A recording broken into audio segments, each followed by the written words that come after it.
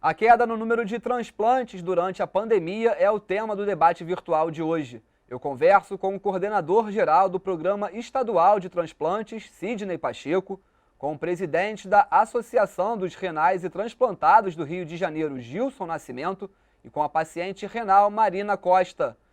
Sejam muito bem-vindos, Marina, Gilson e Sidney. Um prazer estar falando com vocês. Tudo bem, gente? Tudo bem? Um prazer. Olá, tudo bem? Muito obrigado pelo convite. Acho que a gente vai ter uma conversa muito produtiva hoje. Com certeza. Afinal de contas, esse assunto de doação e transplante de órgãos é de fundamental importância para a conscientização da sociedade também, né? Um levantamento da Associação Brasileira de Transplantes fez uma pesquisa que apontava que houve uma queda no número de transplantes, né, nesse período de pandemia, mais do que 60% quando a gente compara aos 3 primeiros meses desse ano. Pergunto para vocês, Gilson e Sidney, a que fato vocês elencam, né, essa queda no número de transplantes e de cirurgias desse tipo, né? É óbvio que a gente passa por um período de pandemia, o que isso acaba dificultando todo esse processo, mas é a falta de leitos de UTI, dificuldade de transporte desses órgãos, o que vocês identificam esse brusco, né, essa queda brusca no número de transplantes e cirurgias?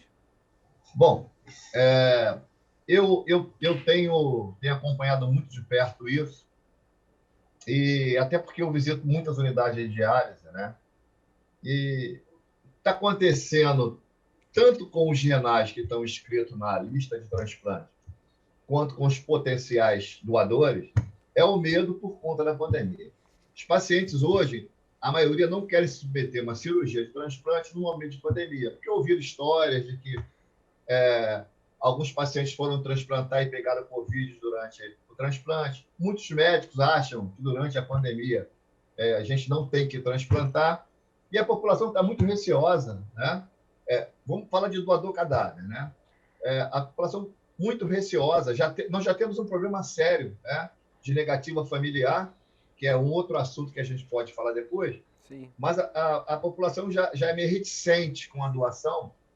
Nós vamos fazer 5.000 campanhas, e se a gente não fizer uma coisa diferenciada com relação às coordenações hospitalares, a gente vai continuar enxugando gelo, né? Mas, assim, a população também está receosa em fazer qualquer coisa relacionada à cirurgia nesse momento de pandemia, né? As pessoas estão correndo disso. Haja visto que as pessoas não vão muito ao hospital mais, né? Antigamente, você pegava os corredores do hospital lotados, um paciente e 5 pessoas acompanhando. Hoje, você não vê mais isso. O máximo é 2 pessoas, quando procuram se afastar dos hospitais, porque realmente é um ponto de encontro de possíveis pessoas que estejam infectadas, né? Esse é o principal motivo. Temos outros, né, que vem acontecendo de 2018 para cá, que a gente pode falar a seguir. Vou deixar o Sidney tentar complementar com as ideias dele sobre isso. Você já falou 98% da resposta a essa pergunta. Não tenha dúvida de que a nossa queda de 61% nesse semestre se deve à pandemia. É bem verdade que no primeiro trimestre a gente, curiosamente, teve até um número expressivo. Aqui no estado do Rio de Janeiro a gente até bateu um recorde. A gente chegou a ter o 3º lugar em notificações, número absoluto no país. Isso é um resultado muito bom. Mas o que acontece quando a gente está pensando no processo todo, doação-transplante, que limitou muito a gente por conta do Covid? Se eu chego no hospital como um paciente e evoluo para morte encefálica e eu tive Covid agora recente, eu sou uma exclusão. Se alguém que mora comigo, minha esposa, estava com Covid e eu sofro um AVC e vou para o hospital, eu sou uma exclusão, porque eu sou um contactante. Ou ninguém esteve doente, nem eu tive Covid, mas quando cheguei eu fiquei lá por um dia, algumas horas, 2 dias, numa unidade de terapia intensiva que tem pacientes com Covid. Eu sou um contactante também, então eu sou excluído. Então, na verdade, a gente tem essa série de dificuldades. O Gilson já colocou muito bem. Houve até um entendimento em algum momento de que não se fizesse transplante no paciente que está estável, que ele não é uma emergência, porque existia um medo de uma contaminação. E esse é um conceito básico. Isso é fundamental. Quando a gente tem a filosofia do transplante, a gente está fazendo a seguinte proposta para o paciente: eu vou te oferecer uma proposta terapêutica que melhora você sem te colocar nenhuma doença acessória. Isso é uma obrigação da gente. Então, se na verdade eu iria expor esse receptor a uma infecção por corona por conta de um transplante, se eu puder evitar esse transplante agora, é o que deve ser feito. Isso para o paciente que está absolutamente compensado. O que a gente tem vivido agora nesse período de pandemia, inclusive quando a gente estava vivendo os momentos de pico maior, a gente estava tendo aí uma contaminação, uma pulverização dessa doença de uma maneira desenfreada, a gente estava transplantando as emergências.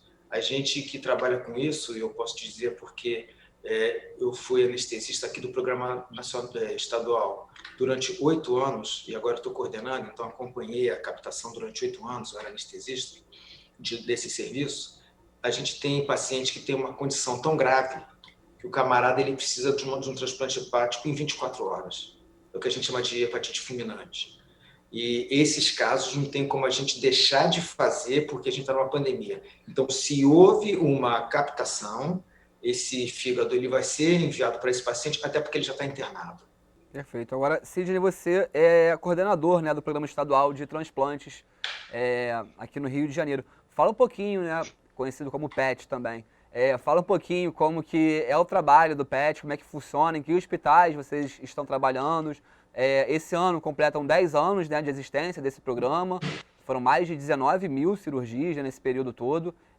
19 mil vidas que recomeçaram de uma forma melhor, né? Enfim, quero que você fale um pouquinho sobre como funciona esse programa, onde vocês estão atuando e sobre os planos aí de aumentar e ampliar essa rede aí de doadores, enfim.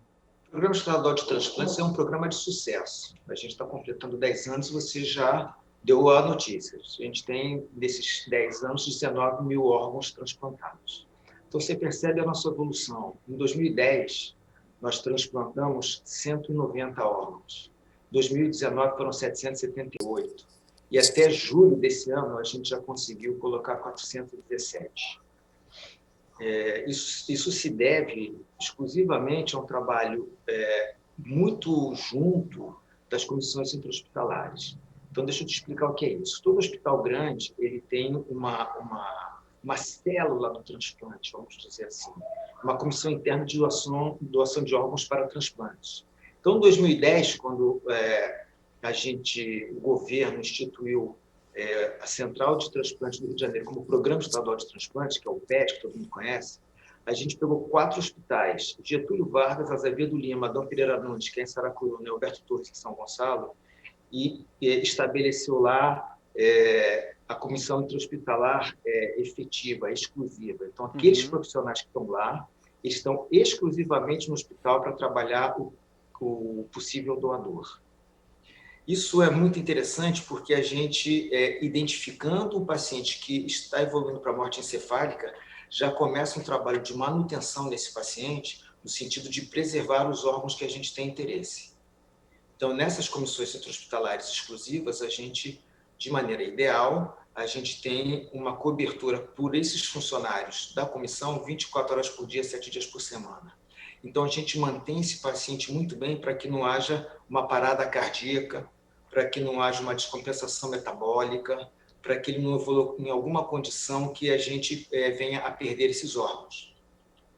O que a gente pretende fazer agora, obviamente, quando a gente tiver um cenário um pouco melhor do ponto de vista epidemiológico, né, por conta da corona, da epidemia, a gente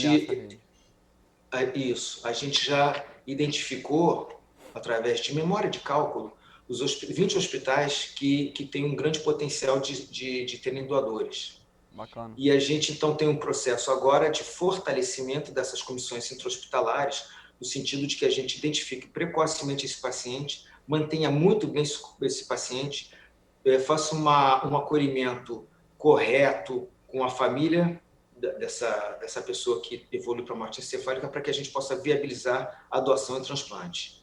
Então, a nossa expectativa é que a gente, conseguindo otimizar o trabalho dessas comissões intra-hospitalares, dessas 20 grandes unidades do estado do Rio de Janeiro, a gente consiga reduzir bastante a nossa fila.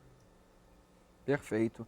Você falou do trabalho que as comissões fazem com os possíveis doadores, para a identificação desses possíveis doadores, né? Para quem está assistindo a gente e quer ser e se ver como um possível doador, né? Qual é o principal caminho, aonde ele deve ir? Precisa realmente de uma identificação, um documento da identidade? Apenas uma conversa com o familiar basta? Como é que está esse processo hoje em dia para quem quer ser um doador, para quem quer desejar doar seus órgãos? Como é que isso funciona hoje para quem tem essa vontade? A lei brasileira exige que um familiar de até segundo grau autorize. Existe um formulário, existe um documento próprio para autorização de doação de órgãos para transplante. Então, na verdade, antigamente até a gente tinha isso na carteira de motorista, sou doador. Isso não é mais válido. Isso só manifesta um desejo. Então, mesmo com essa informação, e até me perguntaram outro dia se um documento registrado em cartório já resolveria a questão, eu digo, um documento em cartório, ou aquilo que estivesse na carteira de identidade, ou um papelzinho na carteira dele, manifesta a vontade. Mas essa vontade de ser doador, ela tem que ser, por escrito, chancelada por alguém da família, até segundo grau. Essa é a norma do Brasil. Como é que a pessoa que pensa em ser um doador já pode tirar o peso da decisão dos familiares?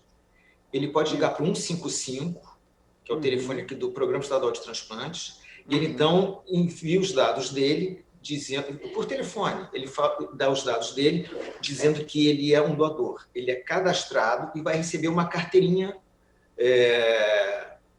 que ele vai andar com ele, já manifestando o desejo de ser doador. Voltando a insistir que no hospital, havendo a morte encefálica, há necessidade que alguém da família assine.